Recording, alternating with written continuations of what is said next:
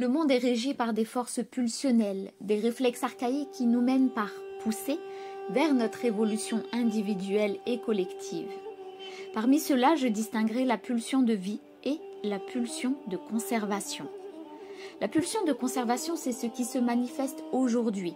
C'est cette volonté de conserver, figer, tétaniser aux formoles, momifier le vivant avec un espoir utopique d'échapper à la mort, au morcellement, à la putréfaction et au compostage de nos corps. La pulsion de conservation est à l'image de ces visages botoxés, rigides, sans expression, sans sourire, sans rides, sans ces sillons que le temps a marqués. Cette pulsion est une anti-pulsion. Elle ne pousse pas, elle rétracte, retient illusoirement la marche du temps. La pulsion de conservation a trouvé sa religion, le transhumanisme. Cet espoir pour elle de se doter d'un corps qui ne pourrit pas. Mais en poursuivant son obsession, ceux qui la suivent oublient de vivre, de contempler, de rire, de s'émerveiller. Se conserver, c'est effectuer un autocontrôle narcissique qui emprisonne. Là où la pulsion de vie invite à sortir du narcissisme, à casser les barreaux, à s'expanser, à sortir de soi. La pulsion de conservation est philosophiquement la fille de l'athéisme, du refus de transcendance, de Dieu, de l'après. Elle n'a pour seul horizon que cet espace-temps qu'elle cherche donc à contrôler à tout prix.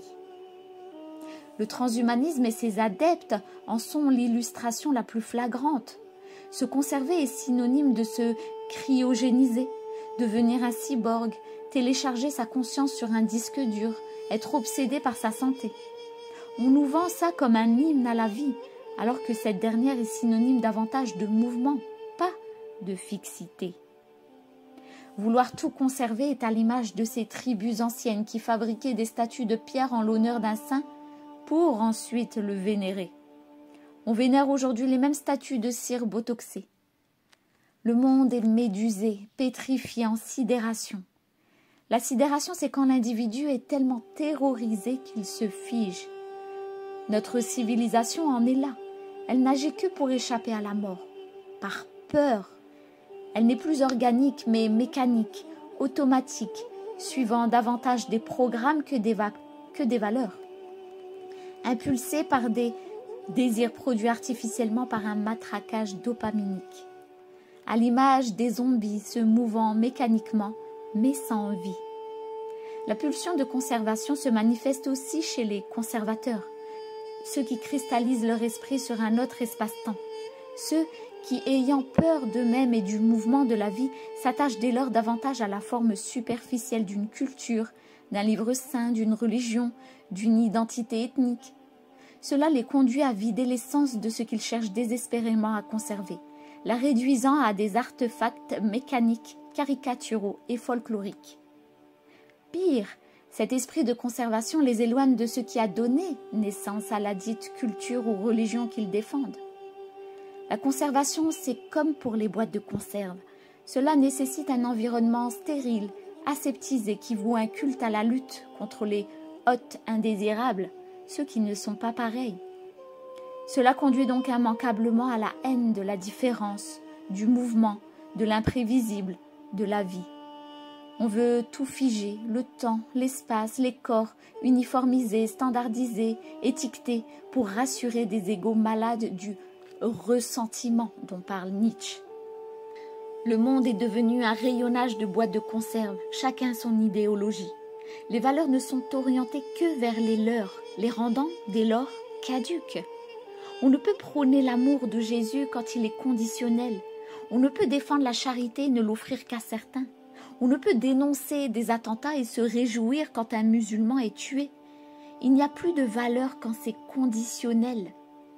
Il n'y a que de la haine déguisée en vertu théâtralisée, de l'empathie sélective. Les boîtes de conserve s'entrechoquent en ce moment, et dans ce fracas et cette casse qui semble inéluctable, nous découvrirons au final que nous portions la même vie et que nous défendions une carcasse en métal destinée à être jetée. La chrysalide n'est pas le papillon. Elle n'est destinée qu'à le porter et le maturer. Nos vies ne sont pas vouées à être conservées, mais à servir de transition et de tremplin vers l'ascension. Nous avons délaissé la pulsion de vie, cette pulsion organique, mouvante, dansante, chantante, qui offre à ceux qui le portent des yeux brillants, contemplatifs à l'image des enfants au regard vierge. La pulsion de vie te libère de la peur de la mort, car tu la sais inéluctable. Elle te fait embrasser les cycles, accepter l'alternance des jours heureux et orageux, te fait gagner en profondeur d'âme et en expansion d'esprit chaque jour qui passe, car tu comprends dès lors que la vie est un livre que Dieu t'invite à lire pour le connaître et t'approcher de lui. La pulsion de vie t'offre la vision du cœur, dont le discernement. Plus besoin de Wikipédia ou Internet pour savoir. Dieu devient ton enseigneur car tu as fait alliance avec lui. Tu deviens allergique à toutes les idéologies qui veulent te programmer, comme on programme un ordinateur, afin de servir leur plan et leur égrégore. Tu es la vie, et tu acceptes donc sans résistance d'être celui que Dieu t'a destiné d'être.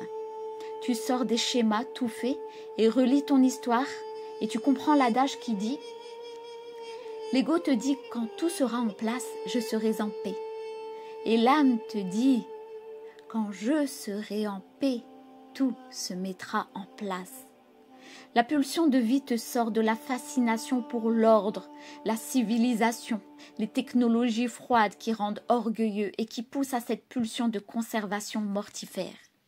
À l'image d'un jardin anglais que l'on comparerait à une forêt. Les adeptes de l'ordre pesteront contre l'anarchie et l'illusoire désordre de la forêt, qui pourtant est le plus propice à la vie végétale, minérale, animale, dans une symbiose et une intelligence parfaite, sans besoin d'intervention extérieure. C'est ça la vie. Retrouver en nous, dans nos sociétés, cette symbiose holistique parfaite, fruit de l'alliance avec Dieu. La pulsion de vie est propre aux grands hommes et grandes femmes qui ont changé le monde, mus par des valeurs qu'ils savaient supérieures à leur vie physique. Tant que nous continuerons à nous taire face aux injustices pour conserver notre petit boulot insignifiant, notre confort médiocre, nos loisirs illusoires, nos relations factices, nous rigidifierons notre cœur, le rendant opaque à la lumière et à la guidance divine. Le serpent nous a tétanisés avec son venin, mais l'antidote est justement ce même venin. Traverser les peurs qui jadis nous avaient sidérés, pétrifiés, c'est l'initiation qui nous est tous demandée. Le courage veut dire le cœur à l'ouvrage. Quand le cœur éveillé par la force de ses valeurs s'y aligne en agissant, nous sommes restés trop longtemps dans ces boîtes de conserve qui sont ces sociétés sans vie, sans goût, sans joie. Nous devons nous lever, chacun à notre échelle, pour revivifier nos cœurs et agir, non pas de manière mécanique ou dopaminique, mais plutôt agir avec le cœur, le courage, la foi. Le monde céleste nous observe en ces temps eschatologiques. Soyons et incarnons qui nous sommes avec force et amour. Que le Très-Haut, le vivant, revivifie nos cœurs à jamais.